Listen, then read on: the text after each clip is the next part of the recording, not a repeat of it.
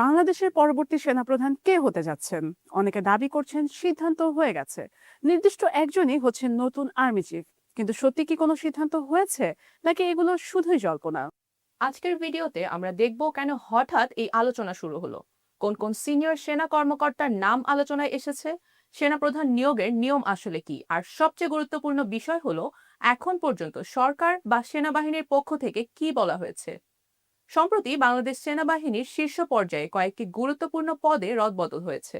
আর এই পরিবর্তনের পর থেকেই সামরিক ও রাজনৈতিক অঙ্গনে নতুন করে আলোচনা শুরু হয়েছে ভবিষ্যৎ সেনাপ্রধানের দায়িত্ব কে পেতে পারেন। সাথে আছে আমি রুবাইয়া জান্নাত। আমি আফরিন প্রিয়া। প্রথমেই আসি লেফটেন্যান্ট জেনারেল মোহাম্মদ মাইনুর রহমানের কথায়। তাকে চিফ অফ জেনারেল স্টাফ বা সংক্ষেপে সিজিএস হিসেবে নিয়োগ দেওয়া হয়েছে। সেনাবাহিনীতে এই পদটি অত্যন্ত গুরুত্বপূর্ণ। অপারেশন, পরিকল্পনা, প্রশাসন এবং সামগ্রিক সমন্বয়ে বড় একটি দায়িত্ব এই দপ্তরের উপর থাকে। এর আগে তিনি আর্টিলারি ডিরেক্টর এবং একটি এরিয়া কমান্ডারের জেনারেল অফিসার কমান্ডিং হিসেবেও দায়িত্ব পালন করেছেন। ফলে অনেকের কাছেই তিনি সম্ভাব্য উত্তরসূরিদের একজন হিসেবে আলোচনায় রয়েছেন। আরেকটি গুরুত্বপূর্ণ নিয়োগ হয়েছে লেফটেন্যান্ট জেনারেল মীর মুশফিকুর রহমানকে ঘিরে। তাকে সশস্ত্র বাহিনী বিভাগের প্রিন্সিপাল স্টাফ অফিসার বা পিএসও করা হয়েছে। এই পদটি সরাসরি সশস্ত্র বাহিনী বিভাগে তিন বাহিনীর সমন্বয়, কৌশলগত পরিকল্পনা এবং জাতীয় নিরাপত্তা সংক্রান্ত গুরুত্বপূর্ণ কাজের সঙ্গে যুক্ত। তাই স্বাভাবিকভাবেই তার নামও বিভিন্ন আলোচনায় উঠে এসেছে। এদিকে আরেকটি আলোচিত নাম লেফটেন্যান্ট জেনারেল মোহাম্মদ শাহিনুল হক। দীর্ঘ সামরিক জীবনে তিনি অসামান্য সেবা পদক, বিশিষ্ট সেবা পদক এবং জাতীয় শুদ্ধাচার পুরস্কার অর্জন করেছেন। তার অভিজ্ঞতা এবং বিভিন্ন গুরুত্বপূর্ণ দায়িত্ব পালনের রেকর্ডের কারণেও অনেকেই তাকে সম্ভাব্য প্রার্থী হিসেবে উল্লেখ করছেন।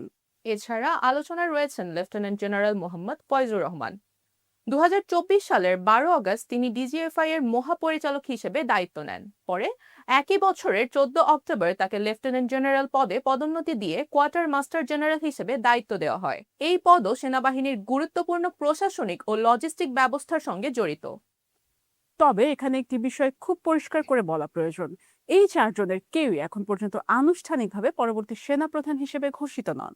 তাদের নাম বিভিন্ন মহলে আলোচনায় এলেও সরকার কিংবা আন্তঃবাহিনী জনসংযোগ পরিদপ্তর আইএসপিআর এই বিষয়ে কোনো আনুষ্ঠানিক ঘোষণা দেয়নি।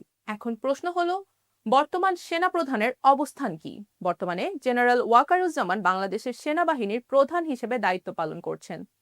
তিনি ২০২৪ সালের ২৪ জুন দায়িত্ব গ্রহণ করেন। সরকারি প্রজ্ঞাপন অনুযায়ী তার মেয়াদ ২০২৭ সালের ২৩ জুন পর্যন্ত, অর্থাৎ মোট ৩ বছর। বাংলাদেশের সেনাপ্রধানের স্বাভাবিক মেয়াদ সাধারণত ৩ বছর হলেও প্রয়োজন হলে সরকারের সিদ্ধান্ত এবং রাষ্ট্রপতির অনুমোদনের মাধ্যমে সেই মেয়াদ বাড়ানো যেতে পারে। সেনাপ্রধান নিয়োগের নিয়ম কি? অনেকেই মনে করেন সবচেয়ে জ্যেষ্ঠ কর্মকর্তা হলেই তিনি সেনাপ্রধান হন, কিন্তু বাস্তবতা একটু ভিন্ন। জ্যেষ্ঠতা অবশ্যই গুরুত্বপূর্ণ, তবে সেটি একমাত্র বিষয় নয়।